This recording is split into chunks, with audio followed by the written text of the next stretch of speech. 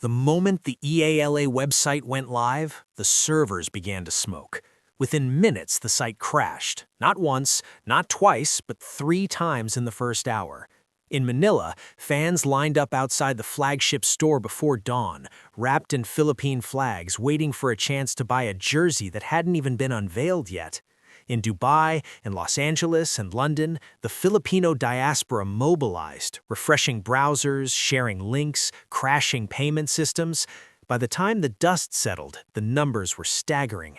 Alex Eala, the 20-year-old who had just been knocked out of the Miami Open in the 4th round, had done what no tennis player in history had accomplished. She had outsold Nike's entire tennis apparel line in Southeast Asia. She had racked up $100 million in sales in the first week alone. And she had done it all without a Grand Slam title, without a top 10 ranking, without any of the traditional milestones that usually trigger such commercial juggernauts. The big brands, Nike, Adidas, the giants who had spent months courting her, the same giants who had reportedly offered her $150 million to wear their logos, were left speechless. Because Alex Eala didn't just reject their offers, she made her own brand worth more than anything they could have paid her. And the tennis world will never be the same. Match after match, Alex Eala keeps getting stronger. Powerful returns, fearless winners, and unstoppable confidence. Opponents are starting to notice. Her rise through the rankings is turning heads across the tour. The WTA might have a new The Eala brand launch was supposed to be a modest affair, a small pop-up store in Manila's Bonifacio Global City, a limited run of jerseys, caps, and training gear, a quiet celebration of a 20-year-old's journey from the Rafa Nadal Academy to the world stage. But Alex Eala's team had underestimated something critical, the power of a diaspora that had been waiting for a hero to call their own. When the doors opened at 10 a.m., the scene outside was already chaos. Thousands of fans had lined up since midnight, many traveling from provinces hours away, all wearing the same look of anticipation. By noon, the entire first production run was gone. The website, which had launched simultaneously, crashed within the first hour, 3 times in a row, overwhelmed by traffic from Filipino communities across the globe. In Dubai, where hundreds of thousands of overseas Filipino workers had followed Eala's every match, the online store was the center of attention. In Los Angeles, in London, in Sydney, the same scene played out. Filipinos gathering around laptops, refreshing browsers, desperate to secure a piece of history. The Eala brand wasn't just selling clothes, it was selling identity. It was selling the chance to wear the sampaguita, the national flower of the Philippines, with pride. The numbers that came in that first week were unprecedented. $100 million in sales, more than Nike's entire tennis apparel line in Southeast Asia, more than any tennis merchandise launch in history. For context, when Naomi Osaka launched her signature collection with Nike, the first week sales were estimated at $15 million. When Serena Williams debuted her own line, it was $30 million. Alex Eala had tripled that, without a Grand Slam title, without a top 10 ranking, without any of the traditional commercial triggers that usually precede such juggernauts. What made the launch even more remarkable was that Eala had just come off a difficult Miami Open. She had entered the tournament at a career-high number 29, carrying 390 ranking points to defend from her magical 2025 semifinal. But the math was cruel. Her 4th-round loss to Karolina Muchova, a crushing 6-0, 6-2 defeat that extended her record against Czech players to 0-13, dropped her from number 29 to number 45.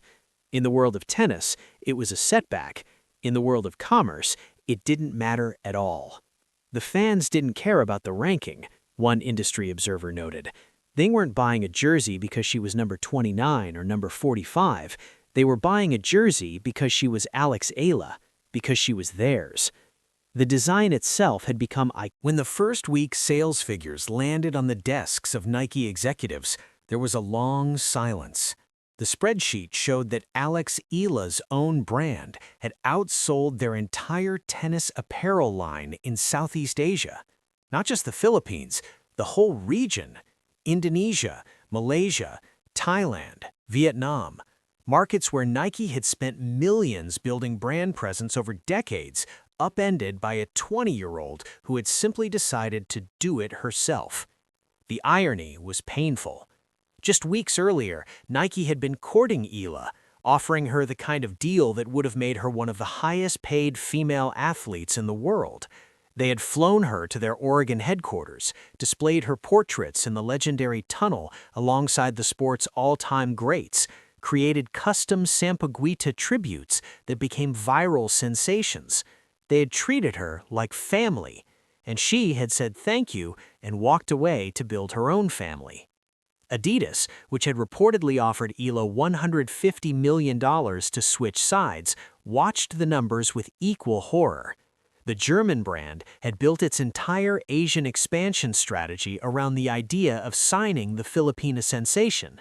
They had been prepared to pay whatever it took, but Eala had shown them that some things cannot be bought. "She's not just a tennis player, she's a movement," one industry insider told reporters, "and you can't pay a movement to wear your logo, you can only watch it grow." The $100 million figure was staggering, but it was the velocity that truly shocked the industry. The first 24 hours accounted for $40 million, more than many professional athletes earn in a lifetime. The website crashed 3 times in that first day, each time coming back online to a flood of orders that overwhelmed the payment processors again. In Manila, the physical store sold out of everything within 4 hours, leaving hundreds of fans empty-handed and demanding more. For the Filipino diaspora, the numbers were proof of something they had always known. They had been showing up to Eala's matches for years, packing stadiums in Melbourne, crashing ticket systems in Miami, turning tennis tournaments into celebrations of national pride. Now, they were showing up for her brand with the same devotion. "When we saw the jersey, we knew we had to have it," one fan in Dubai said, her voice carrying the exhaustion of someone who had stayed up all night to secure an order. "It's not just about tennis, it's about us, it's about being Filipino. It's about finally having someone who represents us on the world stage." The comparison to Manny Pacquiao was inevitable. The boxing legend had done the same thing for Filipino sports fans, turned a nation of 115 million people into a unified fan base that followed his every move. But Pacquiao had been a champion for years before the commercial juggernaut arrived. Eala was doing it at 20, without a world title, without the traditional milestones. "If she wins a slam, it would be one of the biggest things in the world," Sam. The relationship between Eala and Nike was never just a sponsorship. It was a partnership built on 7 years of shared history, on moments that transcended commerce, on gestures that proved the brand understood what Eala represented. It began in 2019, when a 14-year-old Eala signed her first deal with the sportswear giant. She was a promising junior with a dream, and Nike saw something in her, the same something that would later pack stadiums and crash ticket systems. The relationship grew as Eala grew, from ITF tournaments to junior Grand Slam titles to the professional tour. But it was at Wimbledon in 2025 that Nike truly showed its hand. As Eala prepared for her debut on the hallowed grass courts, a package arrived. Inside was a bespoke white hair tie adorned with a single sampaguita, the national flower of the Philippines. The accessory was a one-off, not for commercial sale. It came with a handwritten message: "Every dream begins as a seed. Kung may tinanim, may aanihin. And what you plant, you'll one day reap." A Filipina on the grass courts of history, not just playing for herself, but carrying a nation in full bloom. Eala was moved to tears. "The sampaguita, the flower of my country," she wrote on Instagram, "a reminder of where I come from and everything that brought me here." The post drew over 125,000 likes in hours. For Nike, the gesture was a masterstroke of cultural marketing. They weren't just selling shoes, they were honoring heritage. They weren't just sponsoring an athlete, they were telling a story. The sampaguita hair tie became a symbol of everything Nike wanted to represent: authenticity, connection, the power of sport to unite. But for Eala, the gift was also a realization. Nike could give her custom accessories. They could fly her to Oregon and display her portraits in their legendary tunnel. They could make her one of the first athletes to wear the new Nike Skims collaboration, pairing her with Kim Kardashian's billion-dollar brand. They could even offer her a $75 million deal that would have made her one of the highest-paid female athletes in the world. But they could never give her what she ultimately wanted: ownership. The sampaguita on her hair tie was beautiful, but the sampaguita on her own brand, that would be priceless. The Eala brand launch was not just a commercial success, it was a cultural phenomenon, and it revealed something profound about the power of the Filipino diaspora. For decades, Filipinos had been present in global sports, but largely invisible. Overseas Filipino workers filled stadiums in Dubai, in Doha, in London, but their presence was often noted as an afterthought, a curiosity rather than a force. Eala changed that. When she played, they came, not just a few hundred, but thousands, not just to watch, but to be seen. They waved flags, chanted her name, turned tennis tournaments into celebrations of national pride. In Melbourne, they wrapped around the stadium. Thousands turned away from Court 6, forced to watch on outdoor screens. In Dubai, they sold out every match, driving ticket sales up 48%. In Miami, they crashed the ticket system, packed the stadium, and when she lost, they walked out with her, leaving the final empty. The critics called them disruptive, too loud, too passionate.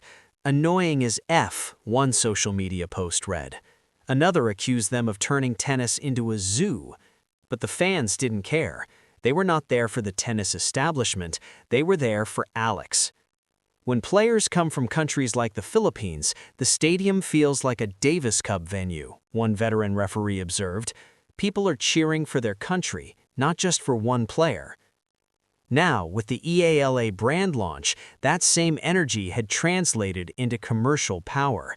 The fans who had packed stadiums were now buying jerseys. The diaspora that had followed Eala across continents was now making her a millionaire many times over, and the brands that had underestimated them were scrambling to catch up.